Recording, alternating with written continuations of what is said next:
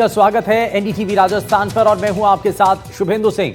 Bulletin की शुरुआत कर रहे हैं बड़ी खबर के साथ। जोधपुर से खबर, जहां सूत्रों के हवाले से खबर मिल रही है सोनम वांगचुक की पत्नी गीतांजलि के सड़क मार्ग से जोधपुर पहुंचने की जानकारी है। जोधपुर में ही वो नाइट स्टे करेंगी और सुरक्षा एजेंसियां फिलहाल अलर्ट मोड पर हैं और जेल में सोनम वांगचुक से मिलने का प्रयास भी किया जाएगा उनके द्वारा। वहीं बच्चों के साथ जोधपुर पहुंची हैं गीतांजलि और इस बीच ये जानकारी फिलहाल सूत्रों के हवाले से मिल रही है। आपको बता दें, सोनम वांगचुक की पत्नी गीतांजलि के सड़क के जरिए जोधपुर पहुंचने की जानकारी मिल रही है और जोधपुर में ही फिलहाल गीतांजलि रुकेंगी और सुरक्षा एजेंसियां फिलहाल अलर्ट मोड पर आ चुकी हैं। अरुण हर्ष हमारे सहयोगी जुड़ गए हैं। अरुण, सूत्रों के हवाले से जानकारी, सोनम वांगचुक की पत्नी पहुंच चुकी है सड़क मार्ग के जरिए जोधपुर। बिल्कुल, अगर बताया जा रहा है, हमारे सूत्र बता रहे हैं दोपहर बाद वो दिल्ली से रवाना हुई थी। अब से कुछ ही देर पहले है जो वो जोधपुर पहुंची है और किसी निजी होटल में उसने रुकने का उसका कार्यक्रम है। लेकिन कह सकते हैं जैसे उनके आने की सूचना थी उसके साथ ही एजेंसी अलर्ट मोड पर आ चुकी है और कह सकते हैं जेल के बाद भी जो है पुलिस ने सादा वर्दी में जो है जवानों को तैनात कर रखा है और कल सुबह उसका जेल में मिलने का जो है कार्यक्रम है। अब देखना यह है जेल प्रशासन उन्हें अनुमति देता है या नहीं देता है, क्योंकि जिस तरह से एनएसए में सोनम वांगचुक को बंद किया गया है उसके बाद में अगर बात की जाए, सबसे बड़ी बात यह है लेह लद्दाख के डीजी अगर जो नाम देंगे जेल प्रशासन को, ये लोग मिल सकते हैं, उन्हीं लोगों को उनसे मिलने दिया जाएगा। इसके अलावा अगर कोई भी होगा उससे मिलने दिया जाएगा या नहीं, वो जेल प्रशासन के पास जो पत्र होगा उसके अकॉर्डिंग ही वो परमिशन मिलेगा। तो अब देखना ये है कल सुबह वो किस तरह से मिलने का प्रयास करते हैं, क्या वो मिल पाएंगे या नहीं मिल पाए, इस पे सबकी निगाहें टिकी हुई है।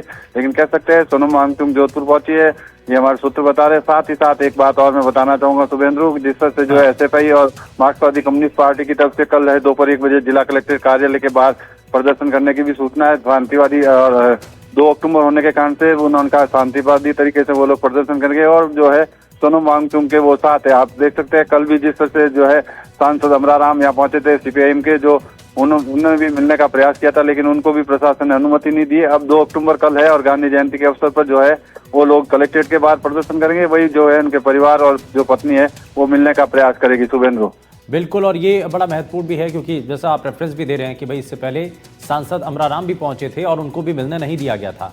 किसी भी तरीके से कोई गुंजाइश हालांकि नजर नहीं आती है क्योंकि वहां पर सुरक्षा एजेंसियां अलर्ट मोड पर हैं। लेकिन क्या कोई ऐसा इमोशनल ग्राउंड बन सकता है जिसके जरिए उनकी पत्नी और उनके बच्चों को मिलने दिया जा सके? अरुण, देखिए शुभेंद्र, सबसे बड़ी बात है जिस तरह की लेह लद्दाख में हिंसा हुई थी और जिस तरह 4 लोगों की मौत हुई थी और लोग घायल हुए थे, उसके बाद में जो है केंद्र सरकार ने इस मामले को समझा गंभीरता से और इसीलिए उनको आप देख सकते हैं लेह लद्दाख से जोधपुर शिफ्ट किया गया है। अब देखने वाली बात ये होगी कि लेह लद्दाख के डीजी और केंद्रीय गृह मंत्रालय किसको अनुमति देता है, क्या इनकी पत्नी और बच्चों को मिलने दिया जाएगा या नहीं।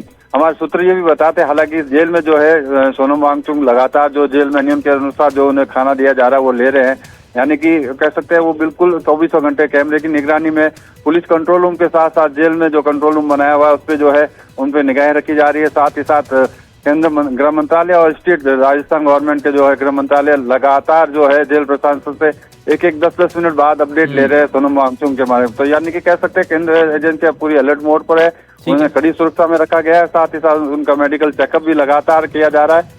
तो अब देखना यह है कि कल क्या इनके पत्नी और परिवार के बच्चों को मिलने की अनुमति देते हैं या नहीं देते या नहीं। अब सभी की नजरें इस पर हैं। बहुत शुक्रिया अरुण हर्ष इस पर जानकारी देने के लिए।